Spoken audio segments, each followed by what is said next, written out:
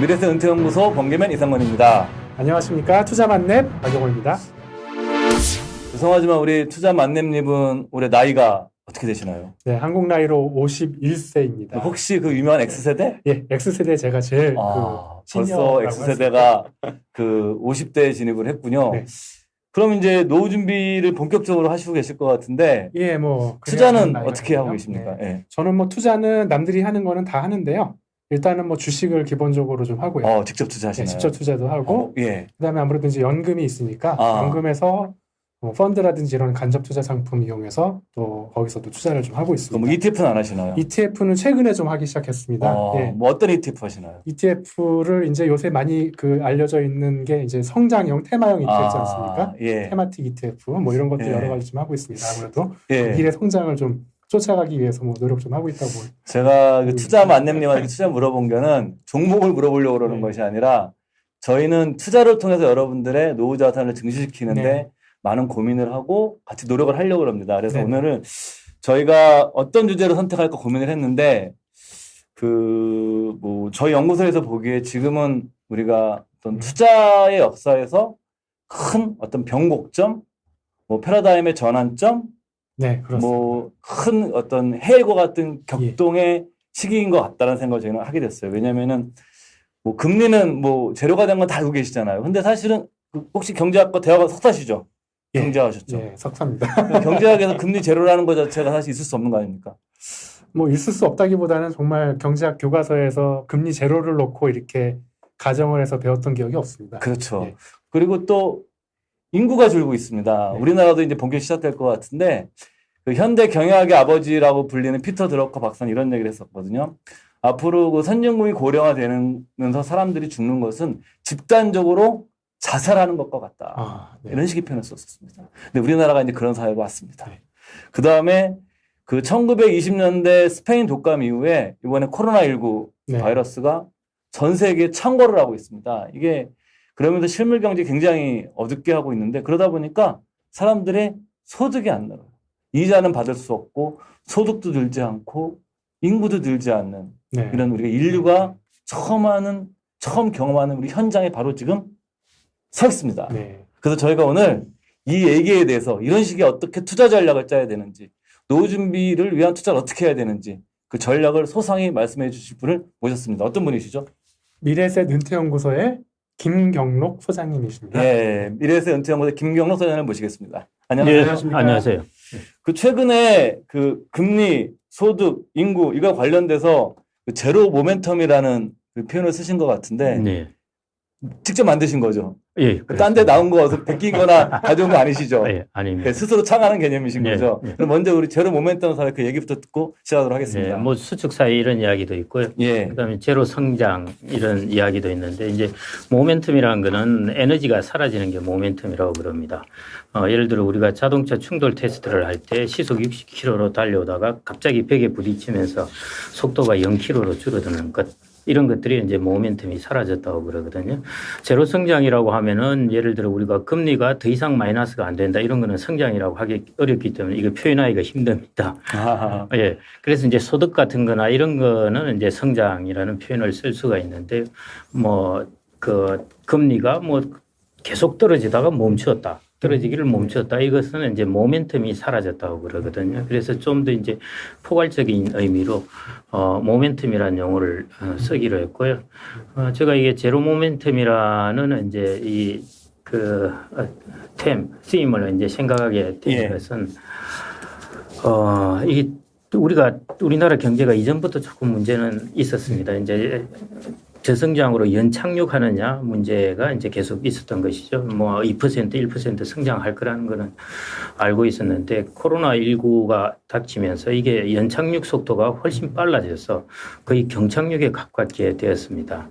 그래서 이제 제로 모멘텀이라는 것이 우리가 생각한 것보다 훨씬 빠르게 다가오게 됐고 또 그에 반발해서 다른 쪽으로 뭔가가 일어나고 있는데요. 그 제로 모멘텀을 제가 이제 여러 가지 것들이 있을 겁니다. 있을 것인데 그 중에서 중요한 것들 우리가 경제학 교과서를 배울 때 정말 빠짐없이 항상 나타나는 것들 그런 변수들에서 이제 그게 나타나고 있다는 것입니다. 그게 이제 제일 첫 번째가 번째가 이제 금리라는 거. 금리. 예, 항상 우리가 금리와 소득, 우리가, 영어로 쓰면 RY 이런 식으로 항상 예, 쓰거든요. 네. R이 바로 금리고, R이 Y가- 뭐의 약자죠? R이? Y가 이제 소득. R이 네. 레이트. 레이트. 예. 그다음에 Y는 예, 인컴인데요. 아. 예, 인컴에서 그 Y에서 우리가 소득할 때, Y는 C 플러스 I 플러스 G 할 때 네. Y라고 네. 해가지고요. 그 이제 그 하고 그다음에 이제 마지막에 인구. 인구. 예, 인구라는 것은 이제 워낙 큰 거시 변수기 때문에 노동이라는 거로 주로 다루고 있죠. 우리가 인구라는 표현보다 경제학에서는 네. 노동, 레이버. 레이브라고 쓰고 있죠. 이게 이제 되게 중요한 변수입니다. 사실은 레이브라는 것. 한편으로 인구, 네. 그다음 금리, 그다음에 이제 소득. 이 세 가지 변수에서 큰 이제 문제가 생겼다는 것이고요. 이게 거의 경착륙에 가깝게 이제 모멘텀이 확 사라졌다는 것입니다. 이게 이제 오늘 제가 사실은 주되게 말씀드리고 싶은 것이고요. 이런 모멘텀이 사라진 사회, 이제 수축 사회라는 것은 인구가 줄어들고 예. 이런 건데 지금 제가 말씀드린 거는 이런 모멘텀이 갑자기 자동차로 치자면은 달려오다가 갑자기 꽁 부딪혀가지고 속도가 줄어든 사회. 이 사회의 모습이 과연 어떤 것이며 이것이 이제 우리가 지금 한참 말이 많이 되고 있는 부동산이라든지 안 그러면은 우리가 투자할 때라든지 이런 쪽에 이걸 어떻게 봐야 하는가 하는 그쪽을 좀 말씀드리려고. 너무 이제 결론적인 질문일 수 있는데 직관적으로 물어게 되면 그래서 제로 모멘텀 사회가 되면 우리 같은 일반 서민들이죠. 네. 보시는 우리 일반 투자자분들한테는 어떤 충격이 있는 건지 사실은 이게 가장 궁금하실 것 같아요. 예, 제일 가까이는 이제 자기들이 우리가 지금 거의 뭐 한 75% 정도 주택을 가계자산에서 보유하고 있는데 이런 이제 가계자산에서 보유하고 있는 주택의 이제 변화가 어떻게 될 것인가 하는 거. 최근 보면은 이제 최근 주택 거래에서 거의 30대가 차지한 비중이 34% 해가지고 제일 높던데요. 주택 거래에서. 네, 주택 거래. 최근에 30, 40대들이 엄청 샀습니다. 네, 영끌해가 샀죠, 영끌해서. 예, 30대가 이제 더 비중이 예. 훨씬 높습니다. 이제 이런 일들이 막 일어나고 있는데 이런 쪽으로 이제 어떻게 우리가 관점을 보아야 하는가 이럴 수도 있을 거고요. 첫 번째 예. 그 주택 시장 또 자산으로서 주택의 변화. 그다음에 이제 금리가 거의 0%에 접어들었으니까 나의 자산 축적 속도가 거의 제로가 되어 가거든요. 이런 것들이 이제 우리가 바로 보는 그런 상황이고요. 그다음 뭐 나의 소득이 지금까지는 쭉 증가해 왔는데 그 생각을 관성을 가지고 있는데 앞으로 잘 그러지 않을 거라는 겁니다. 이런 부분들이 이제 나 개인뿐만 아니라 사회를 영향을 줘서 다시 나 개인한테 피드백을 주는 이런 이제 형태가 있을 것이거든요. 그러면은 이제 사람들이 자산들이 다른 데로 움직이게 됩니다. 이제 0%대 금리에 있다가 이제 지금 주택으로 막 이제 나가기도 하고 뭐 또 이제 지금 일어나는 제로 모멘텀에서 되게 특이한 상황이 이제 신기술 혁명하고 같이 겹치면서 제로 모멘텀이 일어났으니까요. 이게 주식시장이 확 이 자산 시장이 죽는 게 아니라 이게 이쪽으로 뻥 터진 겁니다. 그러니까 지금 한편으로는 여기서 이제 투자 쪽에서 막 이제 올라오고 있죠. 그래서 이런 쪽으로 이제 우리가 어떻게 봐야 되는가 쉽게 말해서 이제 이런 생각을 하죠. 이제 거의 끝이 아닌가. 뭐 아마존 주가 테슬라는 보니까 우리나라 사람들이 주식을 사가지고 가격을 올렸다는 말이 있어요. 테슬라는 이게 인간계 주식이 아닙니다. 이게 천슬라는 신계의 주식이기 때문에. 그래서 그런 것들을 이제 또 이런 상황에서 우리나라 사람들로서 우리나라에 있는 사람들로서 이제 어떻게 봐야 하는지 이런 것인데 일단은 개인 소득의 정체라는 것은 사회에 큰 변화를 가져올 겁니다. 사람이 소득이 있어야 집도 사게 되고 새 집도 사게 되고 더 좋은 걸 하게 되고 이렇거든요. 이런 것들이 멈추게 되면은 많은 변화들을 가져오게 될 텐데요. 일단은 이제 이런 변화들이 오는 가운데 우리가 무엇을 해야 할까 하는 것도 중요하지만은 지금 다가오고 있는 우리 앞에 와 있는 변화가 과연 무엇인가를 좀 명확하게 인지하는 것도 좀 필요할 것 같습니다. 지금 크게 보면은 한 4가지 정도 제가 듣기엔 4가지 정도 말씀하신 것 같아요. 주택의 변화. 사실은 우리나라에서는 이 자산운용에서 이 부동산이 제일 많으시죠. 우리 뭐 저 역시 뭐 부동산이 제일 많죠. 저도 뭐 마찬가지인데 이게 아무래도 한 70%가 넘는 사회에서 이 많은 분들의 관심사고 또 요즘 가장 뭐 시장에서 핫한 주제고 또 사람들의 그 공포와 이 희열을 같이 또 요즘 보게 하는 시장인데 먼저 주택의 변화, 두 번째가 이 자산 축적 속도가 떨어지는 사회, 소득이 줄어드는 사회, 그다음에 기술혁명의 어떤 자산 시장이 어떻게 투자에 네. 무엇을 봐야 되는지 해주신 것 같은데 첫 번째 그걸 잠깐만 좀 말씀을 드리고 가려고 예. 그러는데요. 이제 제로 모멘텀이라는 걸 좀 명확히 예. 이해를 해야 됩니다. 예를 들어 금리의 제로 모멘텀이 과연 무슨 뜻인가 하는 것을 이해를 해야 되는데 우리가 제로금리라는 말은 많이 합니다. 그리고 초저금리라는 말도 많이 하고 저금리라는 말도 많이 했습니다. 우리가 금리가 뭐 한 6, 7% 될 때 2000년 초반에 네. 그때 저금리 사회가 왔다고 막 그랬습니다. 그렇죠. 맞습니다. 역사상 처음으로 한 자릿수 금리 시대였다. 예, 맞습니다. 정기예금 금리가 이제 4%로 줄어들었고, 그때 제가 이제 채권 운용을 할 때 저 4% 정기예금 사람들이 절로 돈이 다 가는데 왜 채권으로 안 올까 고민할 때였고요. 그다음에 이제 3% 2% 떨어지니까 정말 초저금리다 이제. 근데 드디어 이제 저 주요 은행권 같은 경우에는 0.6% 이렇게 금리가 떨어졌습니다. 그리고 정책 금리는 0.5%이고요. 정책 금리가 25bp 0.25% 포인트를 한 번 더 인하하면은 0.25%가 되는데 이야.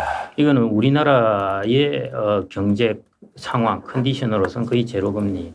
네. 입니다. 그리고 이제 예금금리도 같이 떨어지게 될 텐데요. 그러면 제로금리죠. 지금 실질적으로 거의 뭐 한 번 떨어져 봐야 그것인데요. 금리가 제로금리라는 것은 마이너스 1%도 떨어질 수도 있겠지만은 예. 정기예금 금리는 잘 안 그러니까 예. 금리가 네. 더 이상 떨어질 곳이 없다는 네. 것입니다. 이게 이제 제일 중요한 것입니다. 모멘텀이 사라졌다는 것. 네.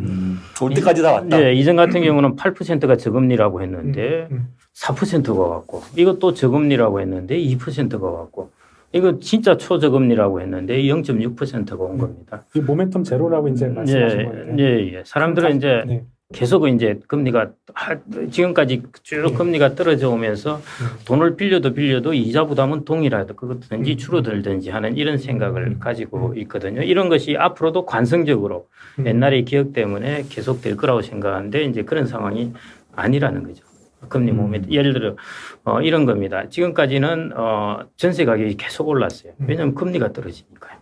금리가 떨어지니까 펀딩 코스트가 싸니까 전세 가격이 오르죠. 이게 당연히 이제 집값을 올리게 되는 겁니다.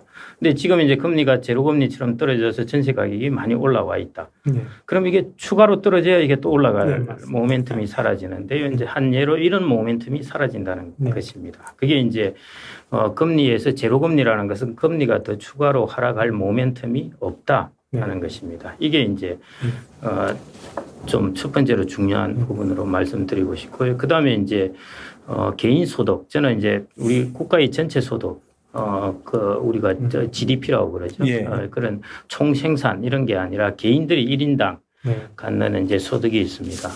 이 소득이 어떻게 될까? 이게 이제 제일 관심사인데 오히려 저는 이걸 더 재미있게 보고 있습니다. 이게 최근에 경제 현상을 많이 경제와 사회를 많이 변화시켰다고 생각을 하는데. 저 선생님 처음 듣는 얘기거든요. 예. 이게 저는 더 재미있게 보고 있습니다. 우리가 2018년에 한 3만 3천, 4천 달러 정도 됐죠. 1인당 소득이. 그다음에 2019년에 한 3만 2천 달러 됐다가 올해는 아마 또 떨어질 겁니다. 왜냐하면 오늘 한은이 GDP 성장률 발표한 게 전분기 대비 마이너스 3.3%였거든요.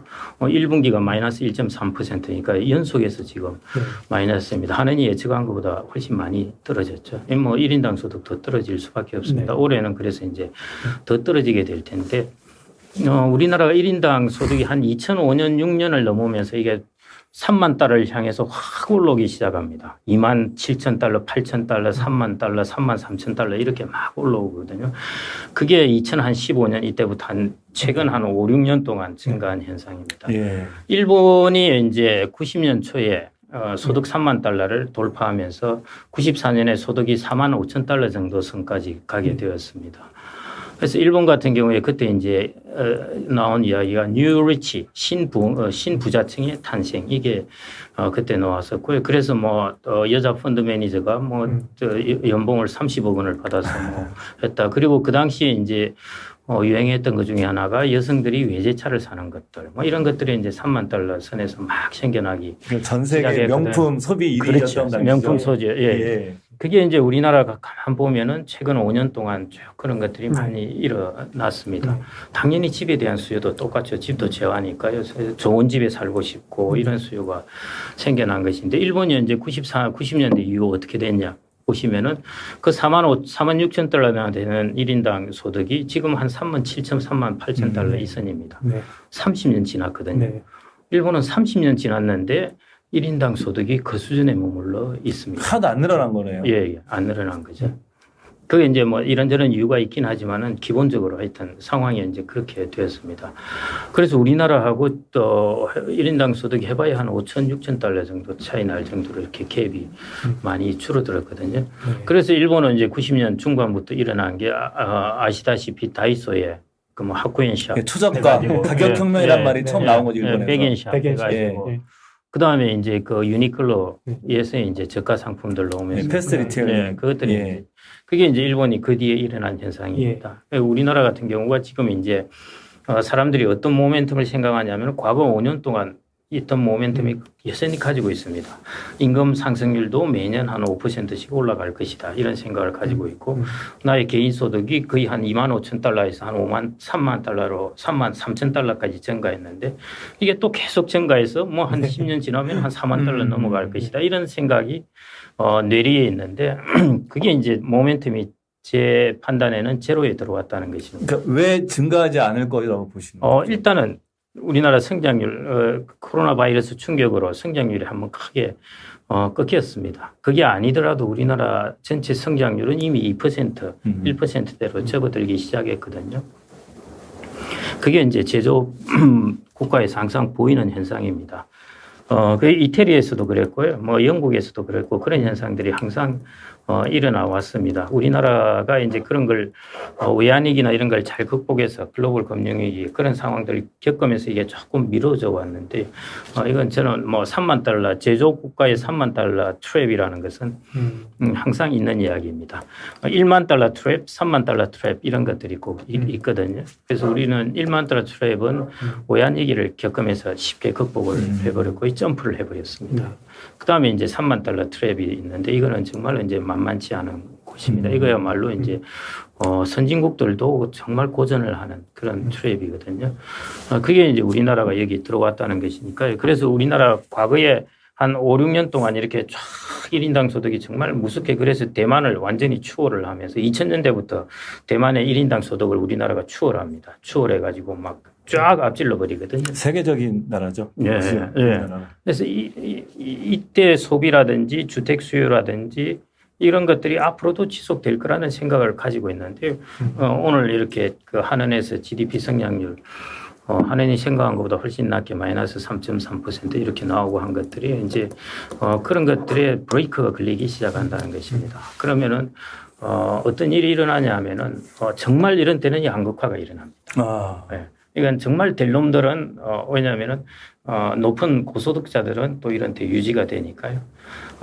어중간한 소득자, 어중간한 고소득자, 고소득자라고 칭해진 사람들 이런 사람들이 이제 한 5년, 10년 지나면 쫙 물러나게 되거든요. 그래서 이제 여기에서 제품 시장이라든지 주택 시장 이런 게 다 여기서 이제 판가름 나게 됩니다. 예를 들어 주택 같은 경우에도 뭐 이거 뭐 대충 직관적으로 이야기하자면은 뭐 10억대 집을 사고 이런 사람들이 그 수요층이 확 이제 사라진다는 거죠.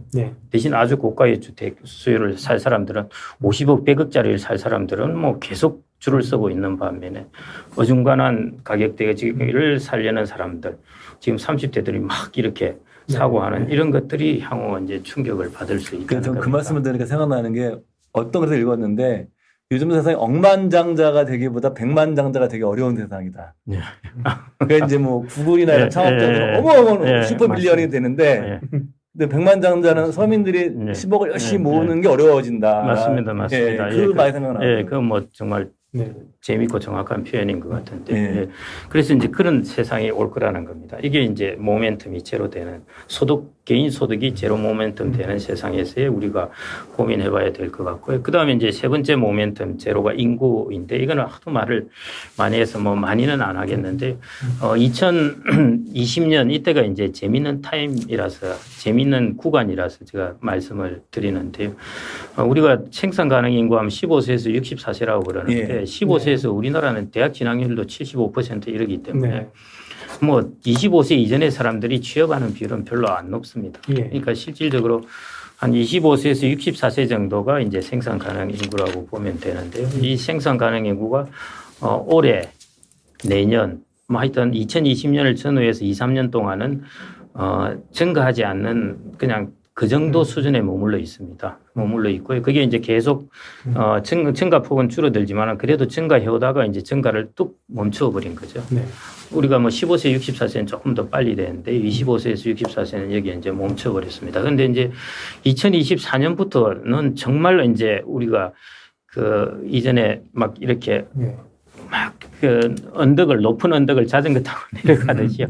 이렇게 쭉 하다가 쑥 내려가는 게 2024년이 그 꼭대기입니다. 4년밖에 안 남았네요. 예, 네. 2024년부터 그전에도 이제 증가하지는 않으니까요. 그냥 왔다 갔다 하다가 2024년부터 한 10년 동안에 한 350만 명 감소하고요.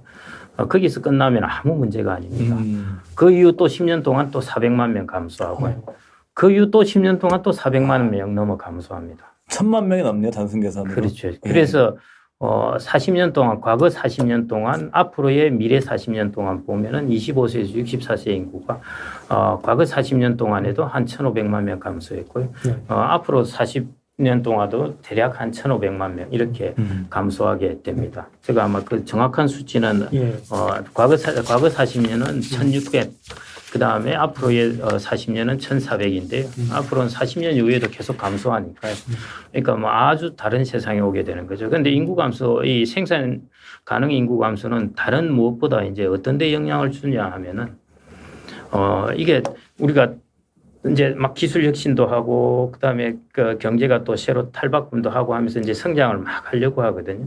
성장을 하고 제로 모멘텀에서 탈출하려고 노력을 하는데 이 탈출을 밑에 물귀신처럼 꽉꽉 잡고 있는 게 이게 될 거라는 겁니다. 그러니까 이 탈출이 강한 우리가 어떻게 보면은 강한 중력을 가진 곳에 들어오게 된 것이죠. 블랙홀 같은. 예. 느낌으로. 그래서 이런 중력을 가진 곳이 밑에서 깔고 있기 때문에 이게 탈출하려도 이 다른 모멘텀이 제로 모멘텀 탈출하기가 쉽지 않다는 겁니다. 그러니까 이게 이제 장기화 된다는 것이죠. 그래서 이 세계를 보면은 한 놈은 모멘텀을 지금도 마이너스로 가져가겠지만은 이게 계속 마이너스로 가게 돼 있지만은 다른 놈이 좀 뛰어오르려는 거를 자꾸 이제 밑에서 끌어당기는 것.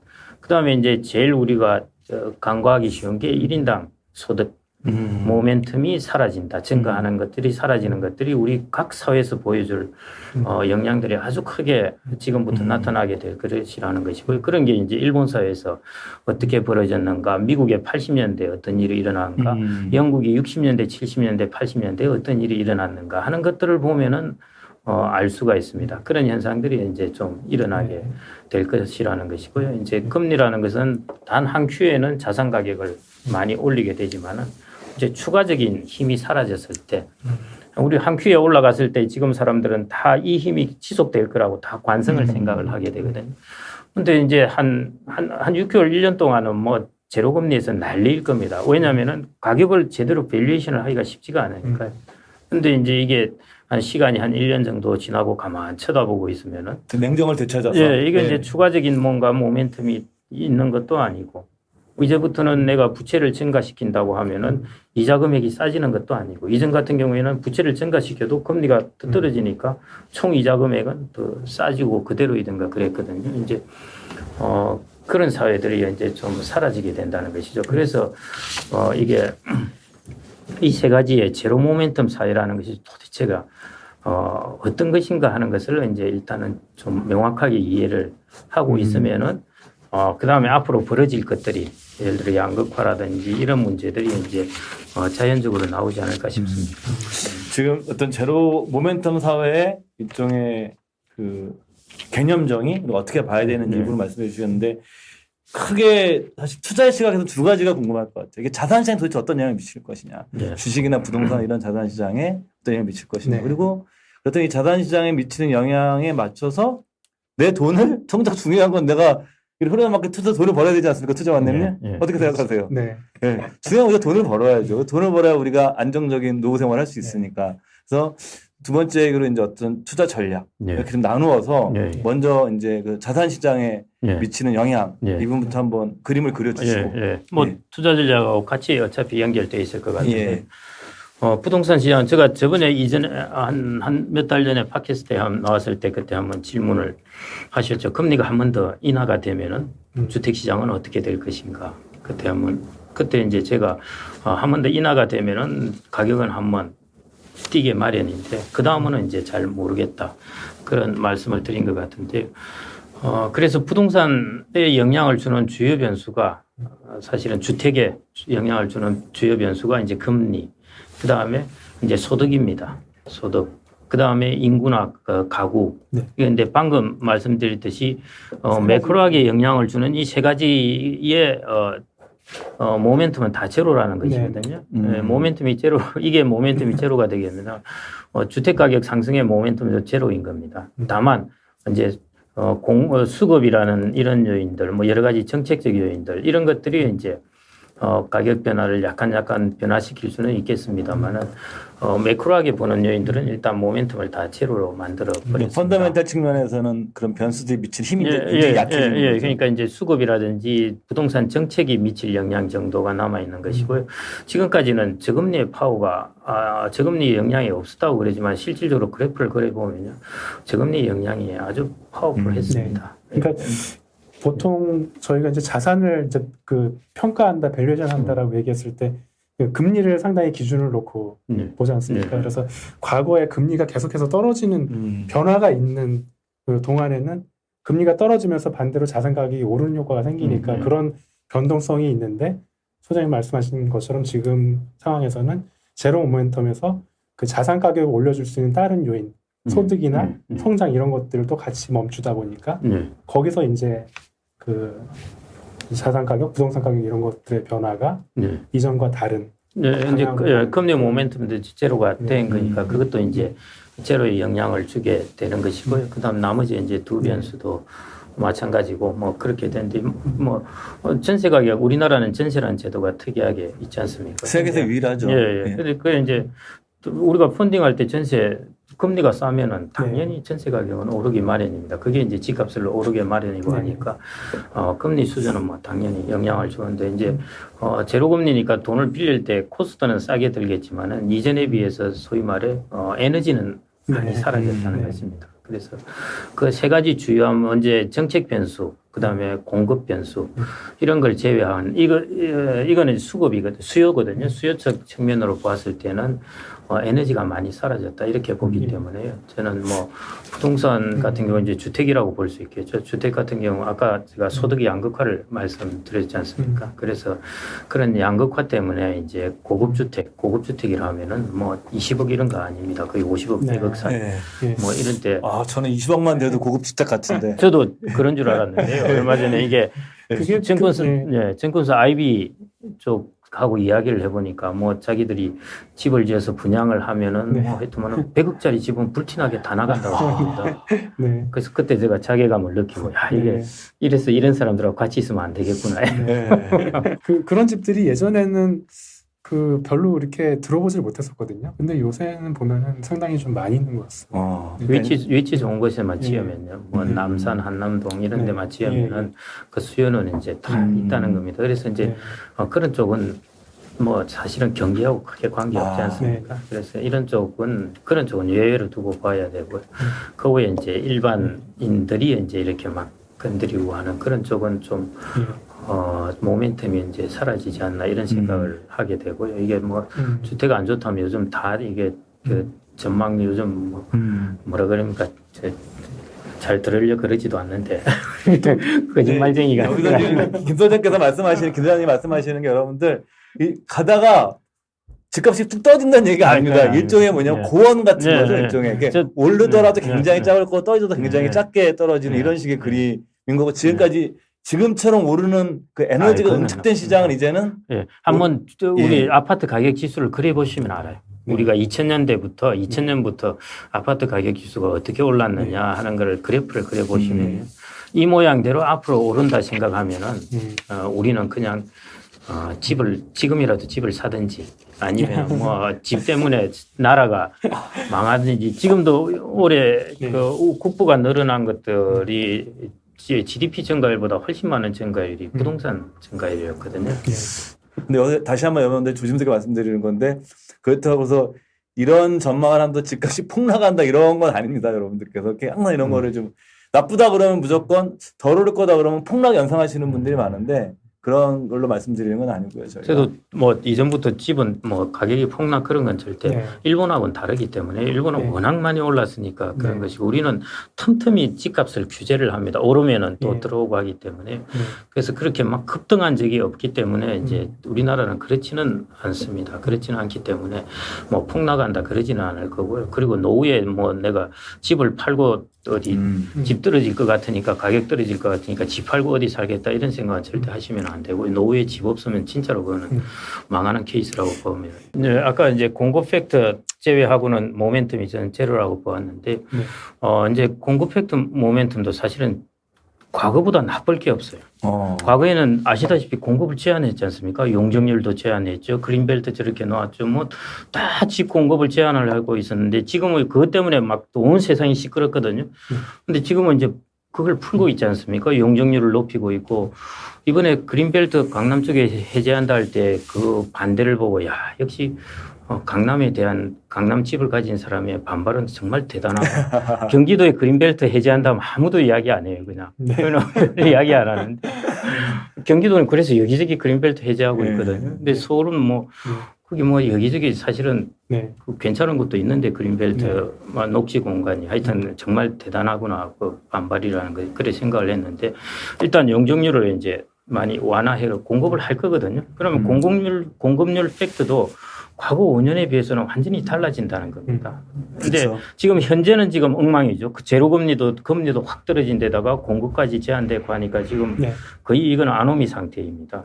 그래서 이 아노미 상태 때문에 사람들이 겁이 나서 지금 제가 한 80년 후반에 TV만 틀면은 집값 오른다는 소리가 나니까 사람들이 겁이 나서 집을 샀어요. 안 산 사람들은 하루하루 TV를 볼 때마다 이게 막 손이 벌벌 떨리는 거예요. 복부인이란 말이 처음 나왔을 때 그래서 일본의 NHK 방송에서 한국의 복부인 특집으로 취재를 해갔던 역사적인 시기입니다. 저 시기가. 지금이 이제 그런 시기하고 비슷해서 30대들이 이제 지금 집 안 사면 큰일 나겠다 싶어서 이제 그랬는데 지금은 이제 공급 정책을 잘 봐야죠. 그래서 이제 공급을 최소한 그 이전처럼 하지는 절대 않을 거니까요. 그거보다는 일단 나아지겠죠.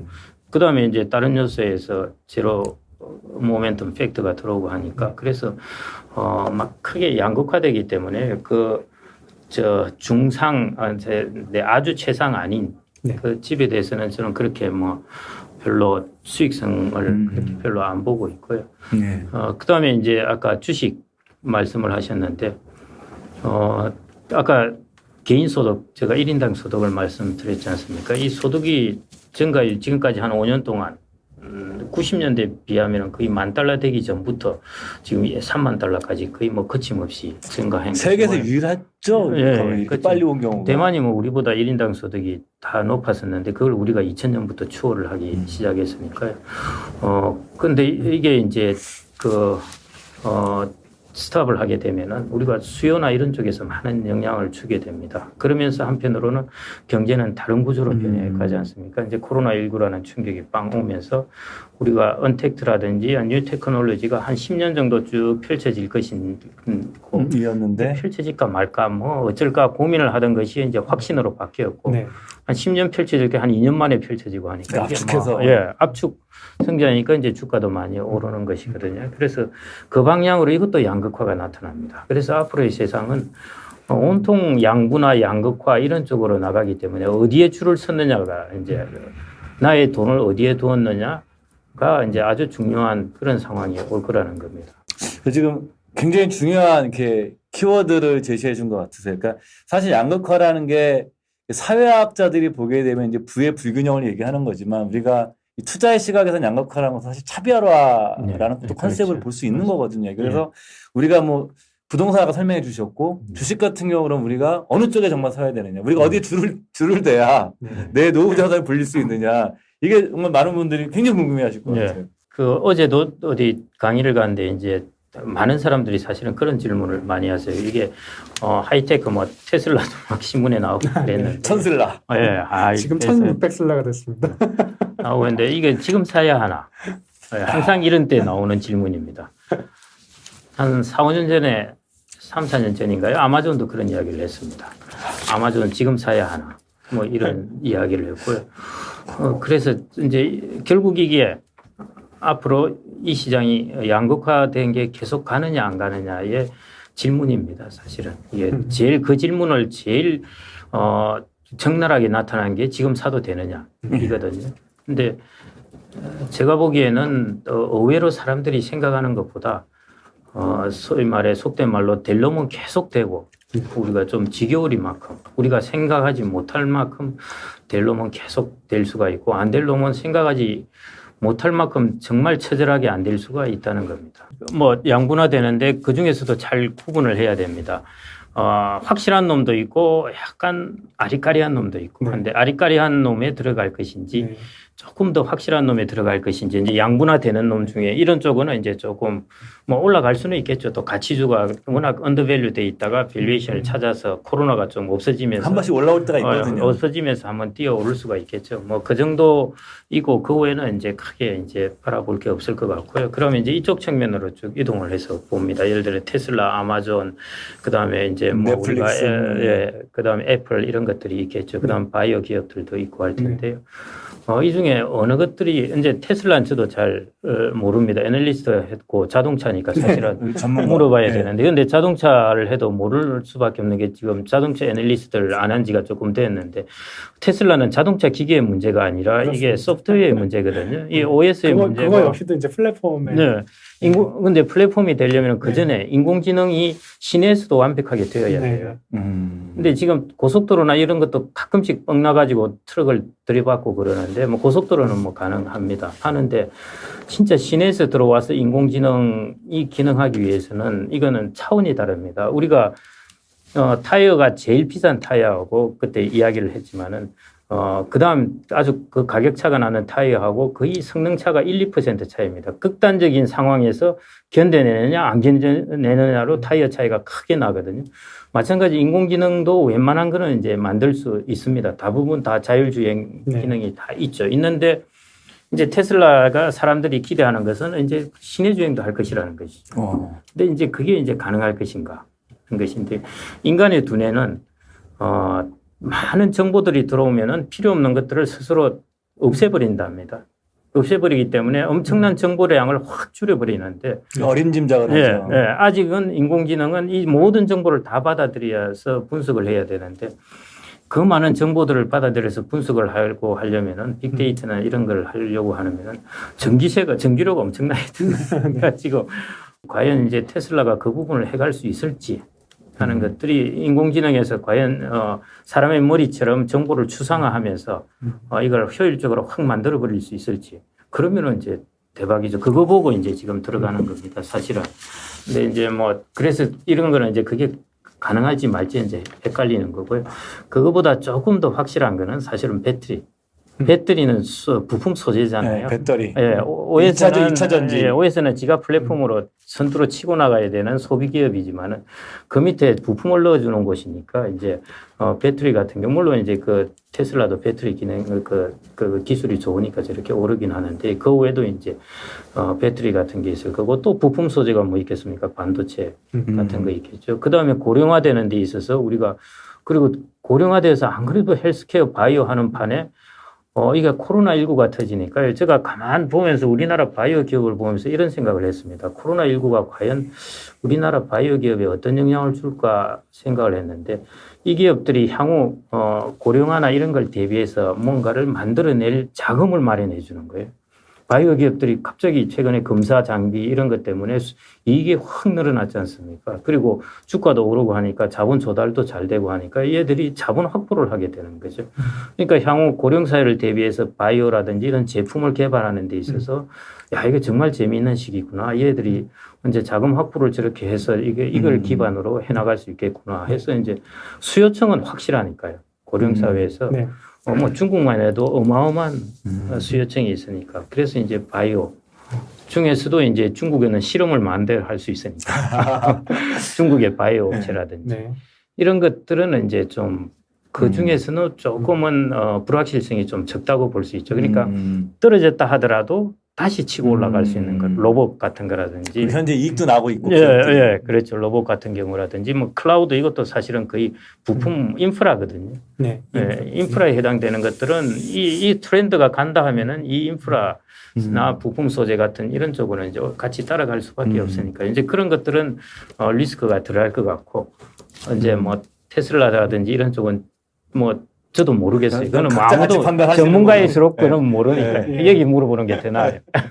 전문가들이 보통 이제 패러다임이 바뀔 때는 여러 가지 그 논쟁이 불붙거든요. 근데 그게 이제 자기네들도 어느 방향으로 갈지를 알 수가 없기 때문에 그런 경우가 있는 것 같습니다. 그래서 그런 한쪽에 이제 그 크게는 이제 우리가 전통 산업이라는 거하고 이제 뉴 테크놀로지라는 게 나눠져 있는데 이게 의외로 우리나라가 이쪽이 많죠. 이쪽이 많은데 의외로 이게 서로 우리가 그 양분화되면서 이게 생각보다 양분화가 하나는 더 가고 더 이렇게 가고 할 가능성이 있다는 것이고 이렇게 가는 것 중에서도 우리가 조금 이제 마음 편하게 들어갈 수 있는 실체가 것들을 있고 마음 편하게 들어갈 수 있는 것들을 이제 찾는다면 아까처럼 이제 뭐 배터리라든지 뭐 바이오라든지 반도체, 클라우드, 클라우드 이런 것들이 로봇도 이제 들어갈 수 있을 거고 이런 것들이 이제 사실 그 돈의 흐름이라는 게 굉장히 중요하게 주식에 영향을 미치게 되는데 최근에도 보면 이제 그런 뭐 친환경적인 부분 이런 그 뭐 배터리도 포함이 될 텐데 그런 분야로 이제는 본격적으로 우리나라뿐만이 아니고 코로나 사태 번지고 난 이후에 그러니까 유럽이나 뭐 이런 사회에서 보면은 그런 쪽의 어떤 정책적인 그 드라이브를 통해 가지고 자금이 이동을 하는 것 같습니다. 그래서 뭐 이제 그런 흐름들 큰 트렌드를 보면서 개인들도 감안을 해서 네, 근데 이제 문제는 그 트렌드가 코로나19가 오기 전에는 이 트렌드가 일까 말까 고민을 하고 속도가 얼마나 빠를까를 고민을 했는데요. 그게 이제 이게 오면서 그게 이제 확실해졌다는 것이죠. 그러니까 이제 우리가 이제 자산 시장에서 어떤 펼쳐질 풍경 중에 하나가 양극화고 또 양극화에서 어떤 영역이 더 많이 이 코로나라는 어떤 촉매 이걸 통해서 더 성장할 것인가 이걸 살펴봤고 그러면서 또 하나 나이가 들면 또 내 자산을 성장하는 분야에 또 단점도 있지 않습니까? 이 변동성이 있으니까. 그러니까 또 한 축으로는 내가 뭐 평소에 많이 저희 직장 상사시니까 많이 쓰시는 게 이제 노후 자산 운용을 할 때 특히 투트랙이라는 말씀 많이 하시지 않습니까? 그러니까 지금과 같은 시기에도 이런 또 투트랙 같은 게 필요한 건지 그 부분을 좀 듣고 싶거든요. 지금 보면은 이제 우리가 배당 수익률 같은 게 우리가 인컴 자산이라고 그러지 않습니까? 요즘 이제 코로나19 때문에 이제 수익이 쭉 줄어드니까 그것도 이제 가격이 뚝 떨어져 버렸는데 리츠나 이런 것들이 이제 배당 수익률이 좀 올라와 있습니다. 사실은 뭐 처음에 많이 떨어졌을 때는 그 순간적으로는 뭐 한 15%까지 배당 수익률이 올라왔다가 이제 가격이 좀 올라가면서 이게 한 6%대 이 정도로 이제 배당 수익률이 좀 줄어들기는 했거든요.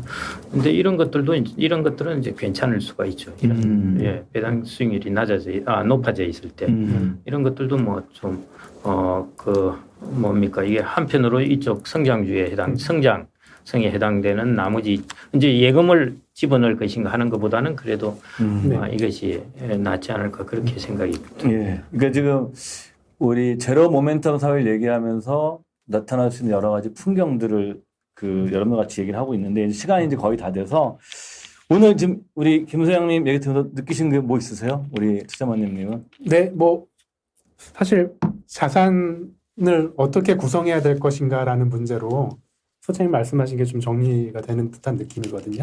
크게는 이제 부동산하고 주식.